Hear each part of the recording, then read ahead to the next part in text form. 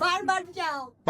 একবার খেয়ে বারবার চাওয়ার জন্য আমি চলে গেলাম তেহেরি খান। আরে আপনাদের শুধু তেহেরি খেতে হবে না, আপনারা চাইলে কাকচি খান, মোরগ পোলাও খান, বুরহানি খান, বাদাম শেক খান। আপনি এখান থেকে যেটাই খান না কেন একবার খেলে আপনি বারবার খাবেনই, কারণ ওদের খাবার এত বেশি মজা। যাই হোক, সেদিন আমি চলে গিয়েছিলাম তেহেরি খান, কারণ এখানে ফেসবুকে চেক ইন ও ফলো দিয়েই বুঝে নিন 10% ডিসকাউন্ট। এখানে আসতেই দেখতে পেলাম একটা টিকটকার বসে আছে। টিকটকারটাকে চেনা চেনা লাগলো, তাই একটু ভিডিও করলাম। অনেকক্ষণ ধরে খাবারের জন্য ওয়েট করছিলাম, হঠাৎ দেখলাম খাবার চলে এসেছে। খুশিতে আমি তো শেষ ভাই। ওদের খাবার এত বেশি মজা হয়। এর আগেও আমি এখানে অনেকবার এসেছি, সেভাবে ভিডিও করা হয়নি, ভাবলাম আজকে একটা ভিডিও করে তোমাদেরকে দেই। ভাই আমি তো ফুড ব্লগার না, বাট এটার প্রত্যেকটা খাবার দেখে আমার এত লোভনীয় লাগছিল, আমি এত মজা করে খাচ্ছিলাম ওদের খাবারগুলা, জাস্ট বেস্ট।